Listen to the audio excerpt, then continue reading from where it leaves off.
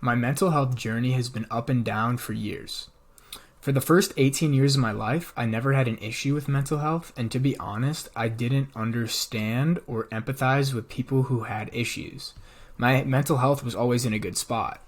I had a great group of friends, I was a good athlete, I had a great family, I never had to worry about money, I was in good shape, etc. But in college, I got my first taste of what mental health issues felt like. After going from somewhat of a top dog in my high school, I went to the bottom of the social hierarchy within my college football team. So I went from starting quarterback in high school to seventh string wide receiver. I went from confident to very self-conscious. I went from being the center of a popular friend group to somewhat of an outsider. At the time, I didn't know exactly why I was feeling so bad.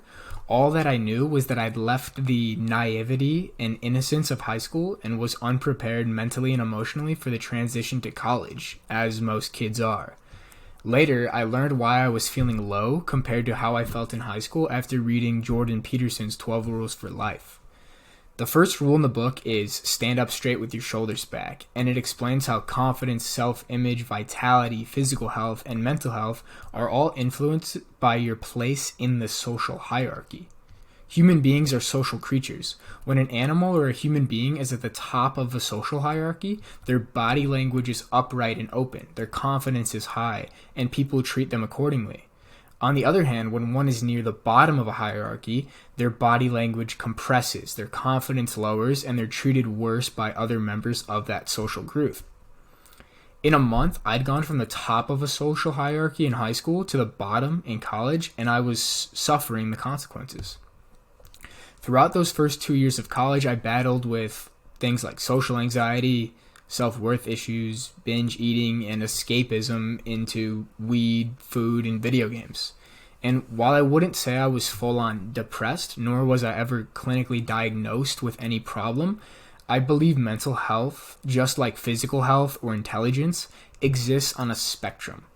It's not black or white. You aren't mentally healthy or unhealthy, just like you aren't either healthy or fat, smart or dumb. You are somewhere along that sliding scale with varying degrees of mental health, physical health, or intelligence. When I hit a low my sophomore year, after I tore my ACL and failed a startup, and I was having relationship issues, and I was feeling very lost in life, I decided enough was enough and I was going to make a real change. So I started going to therapy. I started reading self-help books. I started journaling, meditating, introspecting, and even had a very life-changing mushroom trip and began microdosing mushrooms for 3 months during school. And that was incredibly beneficial.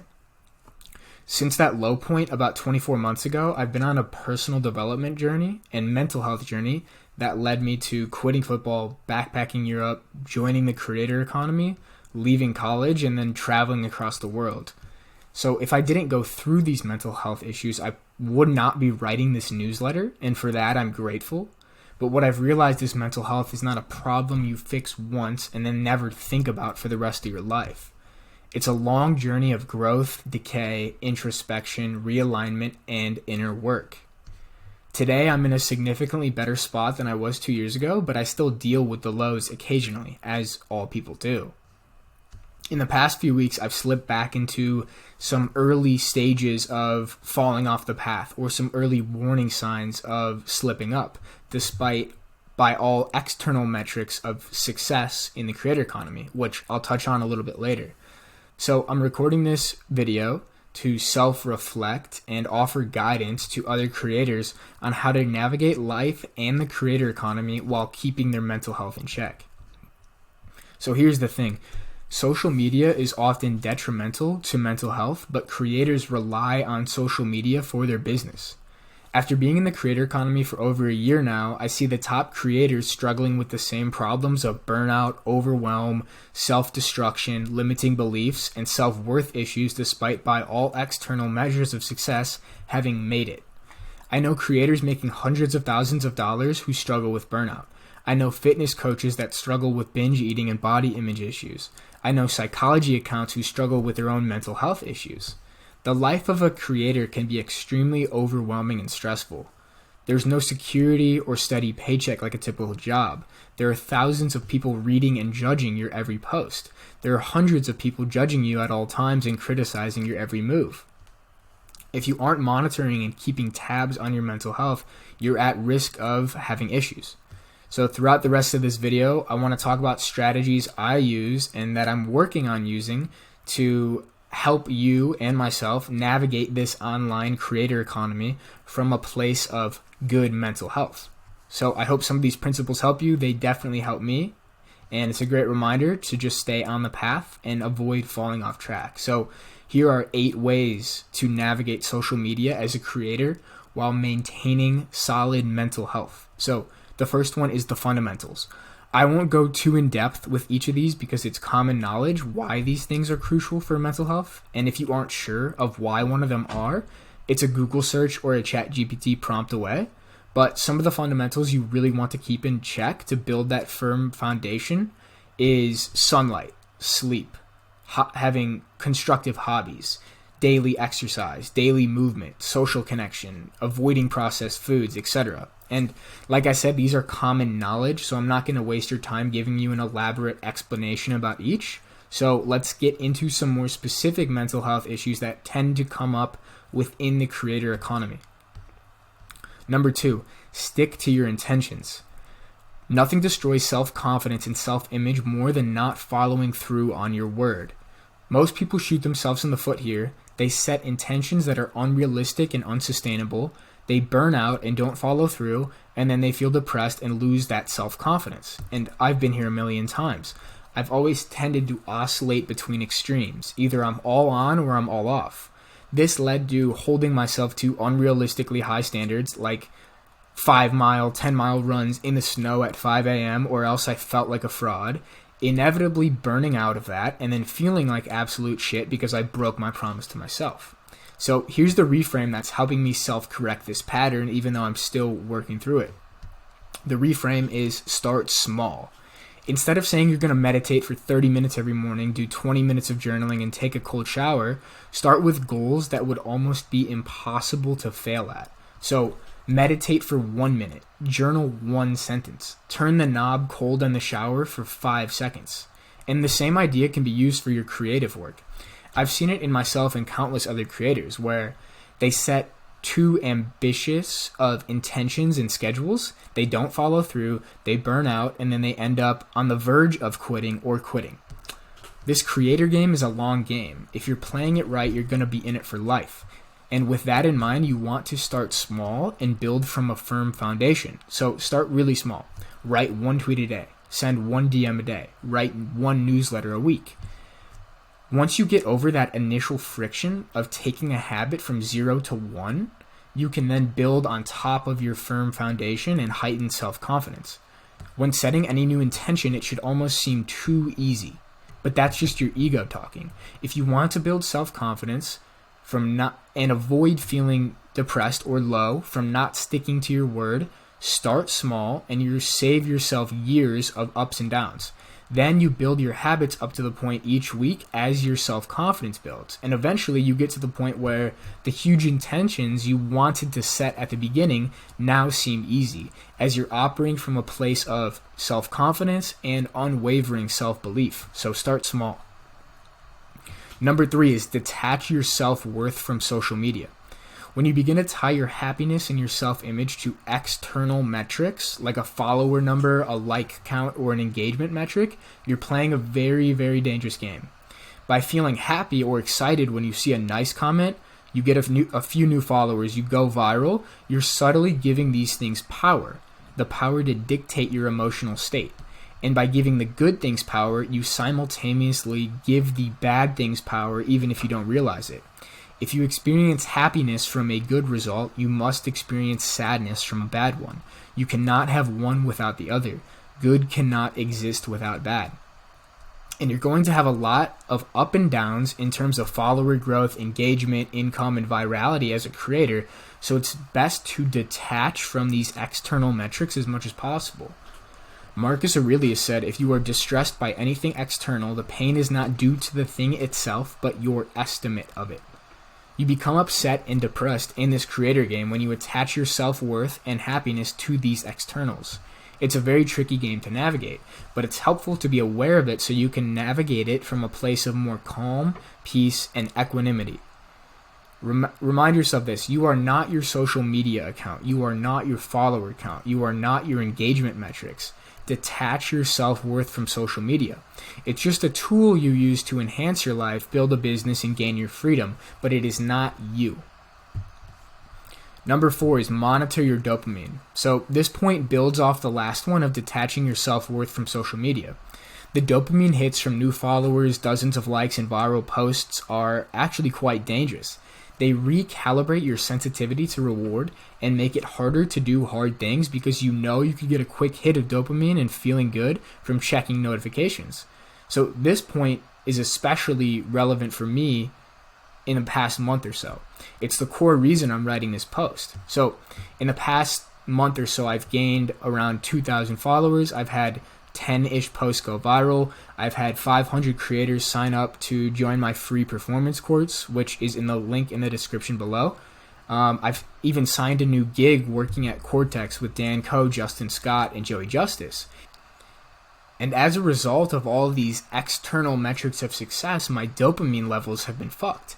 This dependence on these dopamine hits from notifications has snowballed into tiny changes in some of my habits, influencing my subconscious and my self-image. So over the past month or so, there's been a handful of times where I've lied to myself, skipping yoga classes, skipping runs, skipping lifts, snoozing my alarm, skipping the cold showers, skipping all the meditation and all that stuff. And on the surface, these things probably seem subtle and I may be being hard on myself. But like I said at the beginning, each time you lie to yourself, your self-image weakens, your discipline muscle atrophies, and your mental health slips. These tiny lies have snowballed into my mental health taking a slight hit. And what was the root of these subtle lies? It was the external dopamine hits from those viral accomplishments or those external accomplishments. Because I was doing quote unquote great as a creator and on social media, I could let off the gas a little bit, or at least I told myself.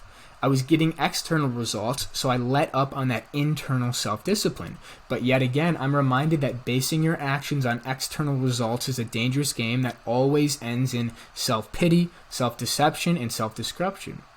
So this is a reminder to myself as well as anybody else: monitor your dopamine. Continue to get those dopamine and those feel-good sensations from intrinsic actions, like writing, like working out, like eating a clean meal, like reading a good book or having a deep conversation. When you outsource your dopamine to externals, like a follower count, like, and repost, it becomes easy to deceive yourself. Monitor your dopamine and guard it with your life.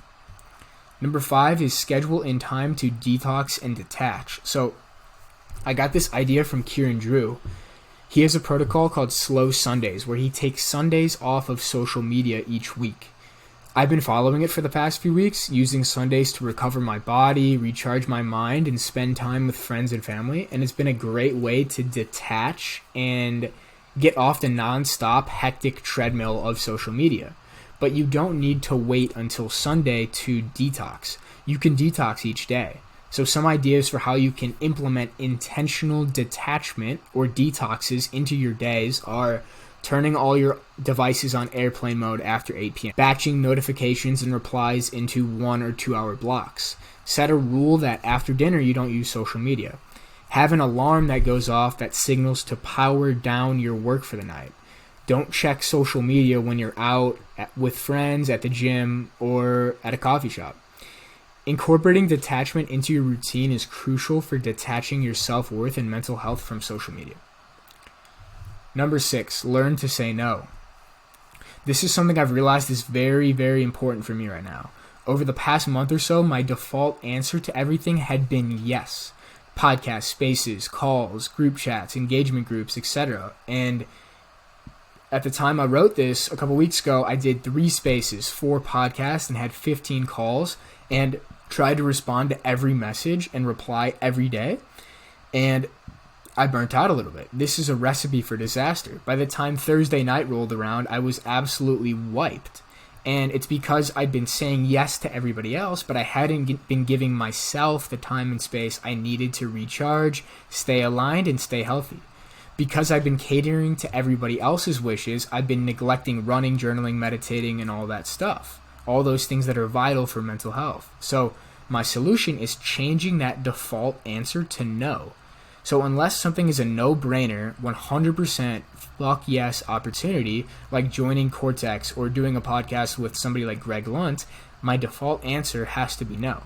It's the only way to protect my energy and my mental health, and protecting those two things is the only way I'm going to be able to serve all my coaching clients, students, and readers to the highest of my capabilities. Learning to say no is a superpower. As a creator, it's a necessary skill to cultivate if you want to have time for higher leverage opportunities, protecting your energy and protecting your mental health. Number 7 here is don't neglect the real world. Often when we start playing this social media game, we immerse ourselves in this online environment and we become obsessed. But we forget about the world that exists when we look up from our phones, which is reality. Social media is a video game. If you sat inside your house for 10 hours a day playing video games, that wouldn't be very healthy. But it's the same with social media. So it's crucial to make time to detach, get away from the phone, interact with real human beings in real life, have hobbies outside of social media, and have friends that are even off of social media. I also think it's huge for our mental health to spend time with people and not have to think or talk about the creator economy, social media, or business. I hung out with a guy a couple weeks ago who had never heard of the creator economy, and it was surprisingly wildly refreshing. Some of my favorite times are when I can hang out with high school friends or college friends who just know me as Jack, not social media creator Jack. There's a quote from a influencer I really look up to named James Smith, where he asks himself, do people love you for what you do or for who you are? And I think this is a very important question to think about in this social media game. And it highlights why it's so important to have friends in your life that love you despite anything you're doing online. A trap many people fall into is renouncing all of their normal friends who aren't in the creator economy because they don't understand or they aren't aligned with your goals. But I call BS on that. You don't have to do that. It's probably more beneficial for your happiness and your mental health to have a group of friends offline so you can step away and be a normal person and not have to think about the creator economy for a few hours. Number 8 is staying away from comparison. When you start off in this game, it's easy to instantly put people above you with tens of or hundreds of thousands of followers on pedestals. I know I did. But what I've realized after growing a following and connecting with these people I used to idolize is they're normal people just like you and me. They're just as lost and confused as you are. They've just been in the game longer than you. They're often not as focused or even as smart as you think, and they deal with the same self-talk, fear, burnout, and problems that you do. It'll take a while for this realization to settle in, but I highly recommend thinking about it deeply and trying to internalize it because it'll help your self-belief and self-confidence tremendously. Once I realized this, I gained an incredible boost in self-confidence to go my own path, which prompted me to gain the confidence to launch my own free video course, to launch my own cohort, to go and do my own thing. And if you want to learn more about the cohort, feel free to shoot me a message on X at JackMoses0. The cohort will be launching Friday, November 24th, and enrollment will be open for a month. So if you're interested in that, send me a message. Anyways, back to the topic. Before, when I put people ahead of me on pedestals, I would always tell myself, I'm not ready, or once I'm on their level, then I'll do it. But these were just lies and self-limiting beliefs. No one knows what they're doing. Some people have just been in the game longer and slowly inched closer to figuring out. And tying back Jordan Peterson into the equation, his 4th rule in 12 Rules for Life is compare yourself to who you were yesterday, not to who somebody else is today. And there's no better advice I could come up with about the creator economy. It's so easy to get caught up in comparison to other creators, but it's a futile zero-sum game. Instead, focus on you. At the end of each day, ask yourself, did I show up and work on my skills? Did I learn something new today? Am I a little bit closer today to my dream outcome than I was yesterday? If every day you can answer yes to those 3 questions, that's all that matters. The only person you have to compete against is you. So, to sum things up, your journey as a creator is highly dependent on your mental health. So, to recap, 8 ways to protect your mental health as a creator and stay in the game for the long run are nailing the fundamentals, sticking to your intentions, detaching your self-worth from social media, monitoring your dopamine, scheduling in detox and detachment times, learning to say no, staying connected to the real world, and staying away from comparison. So with that, I hope this was helpful. It's something that is top of mind for me lately, and I know it's not a topic that's talked about a lot in the creator space. So if you found this helpful, subscribe to the channel, like the tweet, like the YouTube video wherever you're watching this, and that's all. Thank you for watching.